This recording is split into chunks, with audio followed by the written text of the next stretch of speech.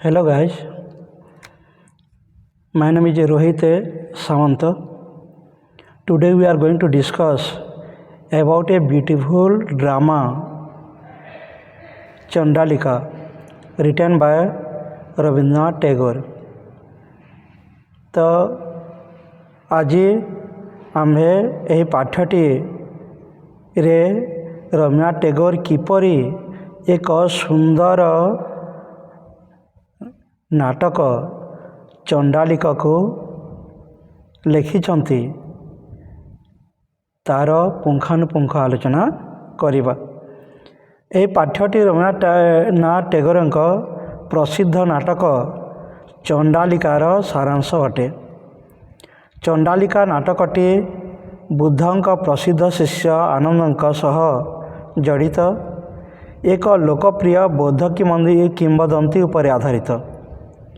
यही नाटकटी अति सुंदर भाव में दर्शाए जे जड़े मनीषर प्रकृत मूल्य तार हृदय रे थाए, तार जाति धर्म किंबा वंशरे नुहे। चलो प्रिय सांग माने आम्भे यार मुख्य बिंदु गुड़ी को आलोचना करिबा। यार मुख्य विषयटी कौन अटे, विषय वस्तुटी कौन अटे? प्रकृतिर परिचय। नाटकर नायिका हेउछि प्रकृति, जीए जड़े अछुआ बा हरिजन कन्या। समाज ताकू नीच जातिर बोली विचार करे। आनंदक सह साक्षात रे तार जीवन किपरि परिवर्तन होइछि ता देखिबा। ग्रीष्म ऋतुर एक अति गरम दिन रे बौद्धभिक्षु आनंद प्रकृति पाखक आसी पानी मागिथिले। प्रकृति निजको अछुआ बोली कही पानी देवाको कुंठाबोध करथिला, किंतु आनंद ताको बुझाइथिले जे से मध्य जने मनीष एवं से सही पानी ही पीबे जहा अन्य माने पियंती। यह सुनी प्रकृतिर आत्मसम्मान मनरे जाग्रत होइथिला।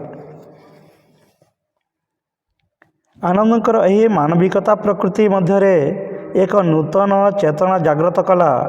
से अनुभव कला जे से केवल जड़े अछुआ नुहे बरं जड़े नारी एवं तार मध्य समाजरे समान अधिकार अछि।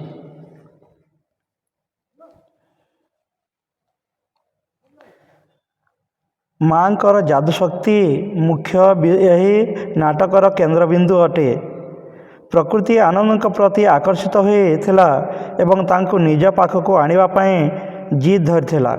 से निज मां को जहांक पाखरे जादुकारी शक्ति थिला प्रवर्ताई थिला, जेपरि से मंत्र बलरे आनंद को सेमानक घर को टाणी आनिबे।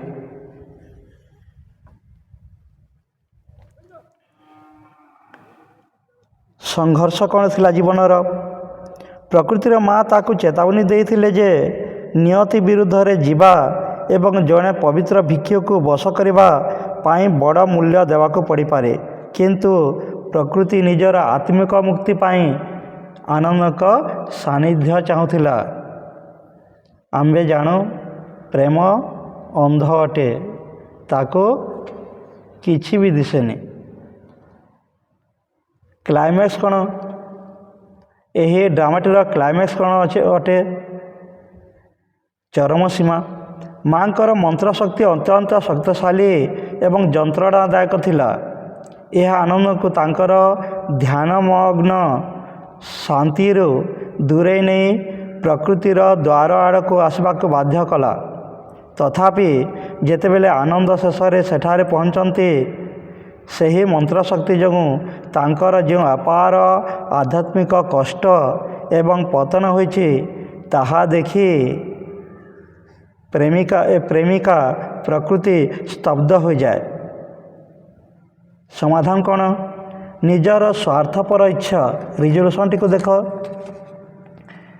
निजर स्वार्थपर इच्छा एवं जड़े पवित्र सन्यासींकर एपरी दयनीय अवस्था देखि ଭୟଭୀତ ହୋଇ ପ୍ରକୃତି କ୍ଷମା ପ୍ରାର୍ଥନା କରେ। ତାଙ୍କ ମା' ସେହି ମନ୍ତ୍ରକୁ ପ୍ରତ୍ୟାହାର କରିନିଅନ୍ତି ଏବଂ ଏହି ପ୍ରାୟଶ୍ଚିତ ପ୍ରକ୍ରିୟାରେ ପ୍ରାଣତ୍ୟାଗ କରନ୍ତି।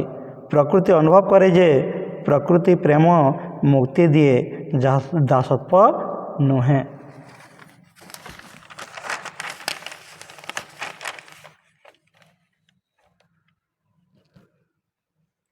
ଯଦି ମୁଖ୍ୟ ଶିକ୍ଷାକୁ ଦେଖିବା, ଏହି ନାଟକଟି ସମାଜର ଜାତିପ୍ରଥା ଏବଂ ମାନବିକ ଅଧିକାର ଉପରେ ଏକ ଶାଣିତ ପ୍ରହାର କରେ।